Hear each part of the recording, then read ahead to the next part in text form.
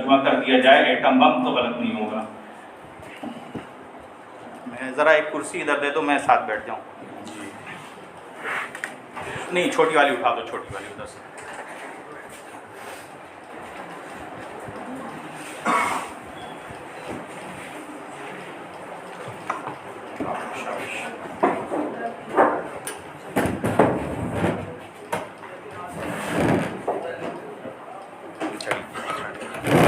أعوذ بالله من الشيطان الرجيم بسم الله الرحمن الرحيم اللهم صل على سيدنا محمد الفاتح لما أغلق والخاتم لما سبق ناصر الحق بالحق والهادي إلى صراطك المستقيم وعلى آله حق قدره ومقداره.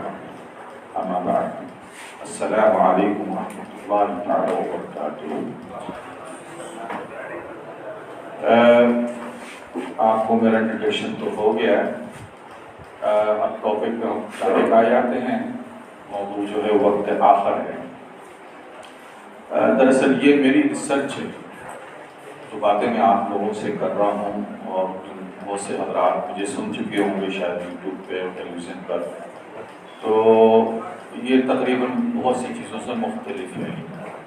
لیکن اس سفر کی ابتدا میرے بزرگ کی ان کی جب انہوں نے مجھ سے ایک بات کہی تھی، تو جس سلسلے سے میری وابستگی ہے سلسلہ تجانیہ، ان کے ہاتھوں میں نے بیعت کی ہوئی تھی. تو انہوں نے ایک دن مجھ سے یہ بات کی تھی کہ وقت ختم ہو چکا ہے، اور میں نے بات بہت اصرار کیا کہ آپ بتائیے کتنا وقت رہ گیا ہے.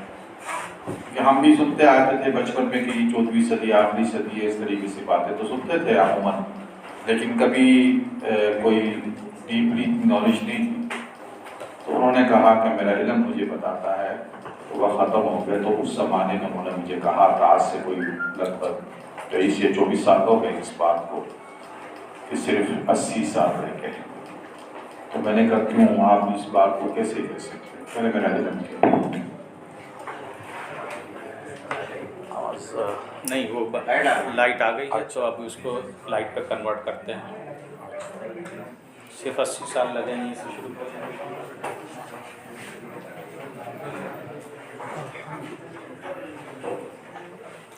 یہ دوبارہ اسٹارٹ تو نہیں کرنا پڑے گا؟ دیکھ لو وہ چل رہا ہے کنٹینیو.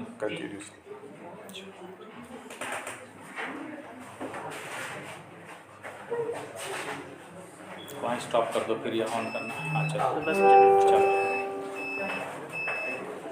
بہرحال یہ سفر میرا سٹارٹ ہوا ان کے کہنے پہ. میں نے کہا کہ حضرت اگر آپ کی بات، آپ کا علم حدیث اور قرآن کے مطابق ہوگا تو میں اسے دوں گا، ورنہ میرے ذہن میں یہی بات رہے گی کہ حضرت کو باتھا ہوا ہے. لگ بھگ کوئی 22 سال اس موضوع پر مختلف کتابوں کا مطالعہ کرتا رہا، پڑھتا رہا، دیکھتا رہا، علماء سے پہلے اس کی صحبت میں رہا. تو 22 سال کے بعد سمجھ لے کہ اللہ تعالیٰ نے ایک انشراح صدر کر دی کہ تصویر کی اصل تصویر وہ اس طریقے سے بنے. اور پھر یہ مجھ پہ واجب ہو گیا کہ جو کچھ اللہ تعالیٰ نے مجھ پہ انکشاف کیا ہے احادیث اور قرآن سے، تو میں عام لوگوں کو بھی بتاؤں. اور تصویر جو سامنے آتی ہے بڑی ہیبتناک ہے، بہت ہیبتناک ہے. صرف ہم اکثر جو ہے موضوعات جو لیتے ہیں فتن اور ملاحن کے لیے، تو ہمارے ذہن میں صرف فتن ملاحن کی حدیثیں ہوتی ہیں.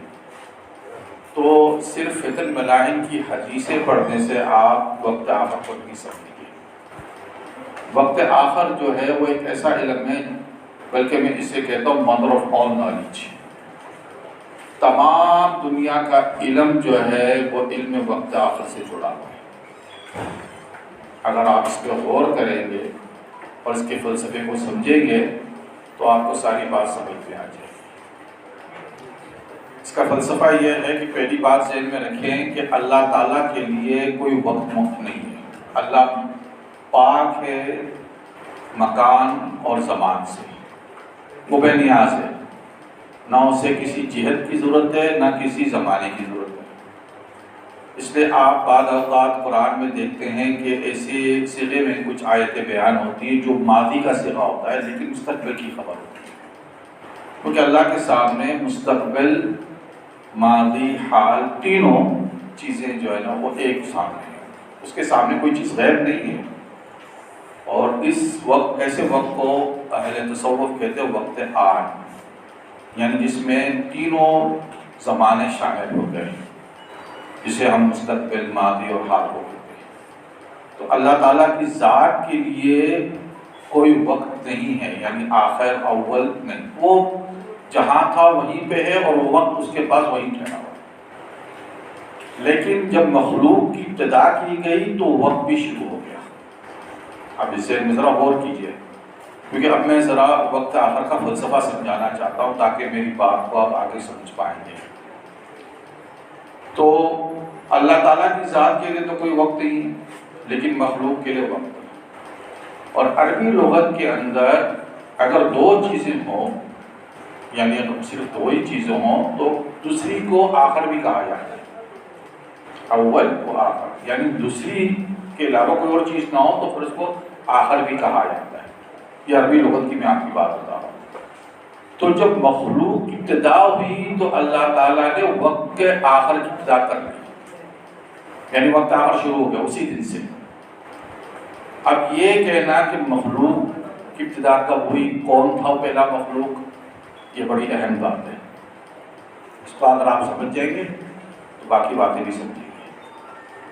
سب سے پہلے اللہ تعالیٰ نے جو مخلوق پیدا کی اور وہ ہے حضور صلی اللہ علیہ وسلم کے نور نبوت کو۔ جب آپ کے نور نبوت کو پیدا کیا، اسی کے ساتھ وقت کو بھی شروع کر دیا۔ اب اس کی دلیل ہم دیں گے قرآن کی دو آیتوں سے، ایک سورۃ ذریات سے اور ایک سورۃ زخرف سے، اور ایک حدیث سے میں آپ کو اس کی دلیل دوں گا، تاکہ آپ سمجھ لیں کہ سب سے پہلے حضور اکرم صلی اللہ علیہ وسلم کی نور نبوت کو اللہ تعالیٰ نے پیدا کیا اور پھر اس کے ساتھ ہی وقت شروع ہو گیا۔ سورۃ ذریات میں اللہ تعالیٰ کہتا ہے کہ وَمَا خَلَقْتُ الْجِنَّ وَالْإِنسَ إِلَّا لِيَعْبُدُونِ، کہ میں نے جن اور انس کو صرف اس لیے پیدا کیا ہے کہ وہ میری عبادت کریں۔ اور یہ جنس انس کی صرف یعنی ایک مثال دی ہے، لیکن تمام مخلوق جس میں جمادات، نباتات، تمام چیزیں شامل ہوگی، وہ صرف اور صرف اللہ کی عبادت کے لیے ہی پیدا کی گئی ہے، کسی اور مقصد کے لیے نہیں پیدا کی گئی ہے۔ ہر چیز جو ہے، چاہے وہ پتھر کیوں نہ ہو، کچھ بھی ہو، وہ اللہ کی ہی عبادت کر رہا ہے، اللہ کی ہی تعریف کر رہا ہے اپنی زبان میں، جو ہم نہیں سمجھ سکتے ہیں۔ تو اللہ تعالیٰ نے تمام مخلوق کو، مخلوقات جو بھی ہیں، ان کو صرف اس لیے پیدا کیا ہے کہ وہ اس کی تعریف کرے، اس کی عبادت کرے، اس کی تسبیح کرے۔ تو یہ تو ہو گئی بات کہ اللہ تعالیٰ نے اب اپنی مخلوق کو صرف اپنی تعریف بیان کرنے کے لیے پیدا کیا۔ اور دوسری جگہ پہ سورۃ زخرف میں اللہ تعالیٰ فرماتا ہے قُلْ إِنْ كَانَ لِلرَّحْمَنِ وَلَدٌ فَأَنَا أَوَّلُ الْعَابِدِينَ، کہ اگر رحمان کا کوئی بیٹا ہوتا تو میں سب سے پہلے میں اس کی عبادت کرتا۔ یہ بڑی قطعی دلیل ہے حضور کی اول مخلوق ہونے کی۔ اگر رحمان کا کوئی پیدا تھا، یہ تو کرسچنوں کو کہا جا رہا تھا نا، کہ اگر اللہ کا کوئی اور بیٹا ہوتا، کوئی بیٹا ہوتا تو میں سب سے پہلے میں ہوتا اس کی مدد کرنے والا، کیوں کہ میں سب سے پہلے پیدا ہوا۔ یہ چیلنج ہے اس بات کو۔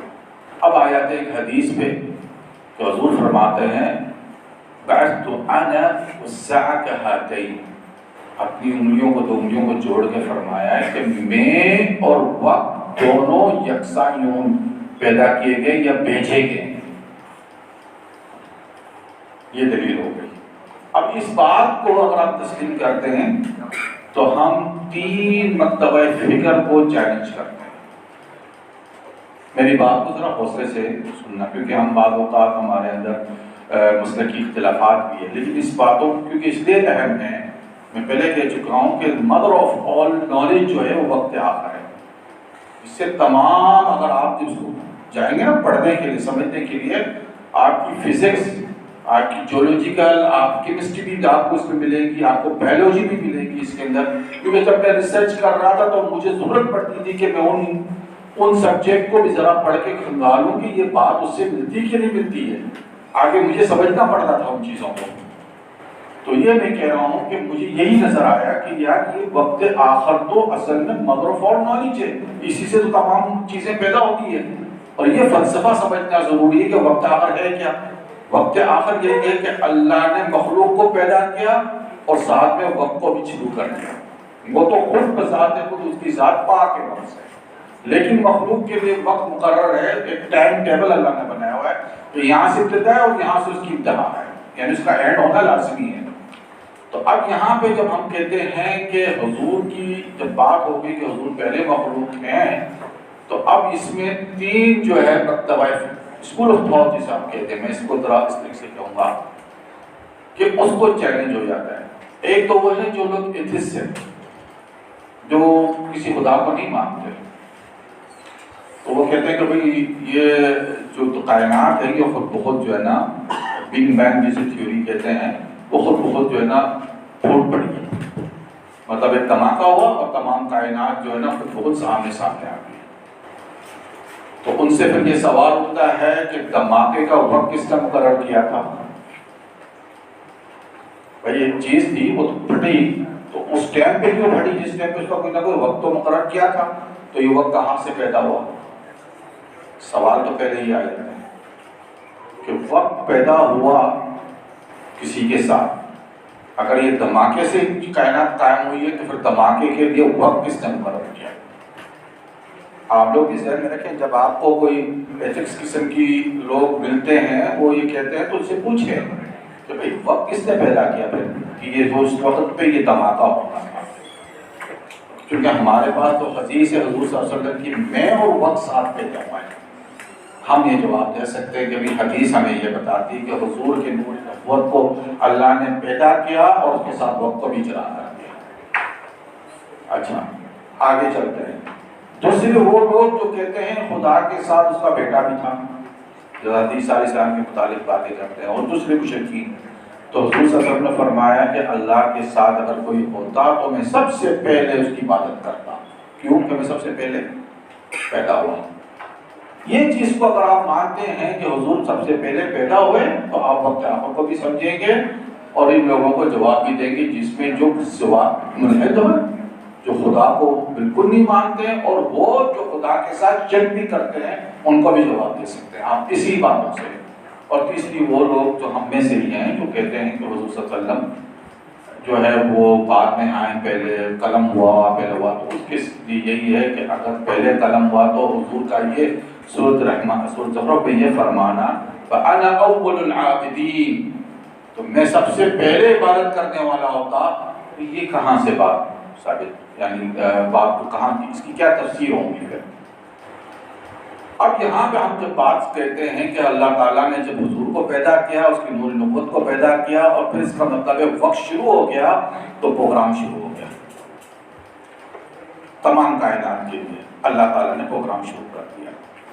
اب یہاں آتے ہیں تو ہمیں اب دنیا میں جو آج کی دنیا ہے، کیونکہ ممکن ہے کہ حضرت آدم علیہ السلام سے پہلے بھی اس دنیا میں کوئی اور مخلوق بھی ہو، ممکن ہے. میں اس بات کو مکمل ریجیکٹ نہیں کرتا، کیونکہ جب اللہ تعالیٰ نے کہا انی جاعل فی الارض خلیفہ، تو سب ملائکہ نے یہ کہا تجعل فیہا من یفسد الدماء، کہ تو ایسے کو پیدا کریں گا جو فساد کریں گا، خون بہائے گا. تو یہ خون بہانے کی جو تصور ہے ان کے ذہن میں ملائکہ کے، وہ کہاں سے آئے؟ یقیناً ہم سے پہلے، انسانوں سے پہلے کوئی ایسی لوگ دنیا تھی جن کے یہاں فساد ہوا اور کچھ خون بہا، تو فرشتوں نے ان کو دیکھا تو وہی انہوں نے سوال کر دیا ان سے، اللہ تعالیٰ سے. ورنہ اس سے پہلے تو کوئی فساد نہیں ہوا. جبکہ ہمیں یہ پتہ ہے کہ حضرت آدم علیہ السلام کے دو بیٹوں کا پہلا قتل جو ہے حضرت علیہ السلام کے دو بیٹوں کے بیچ میں جو ہوا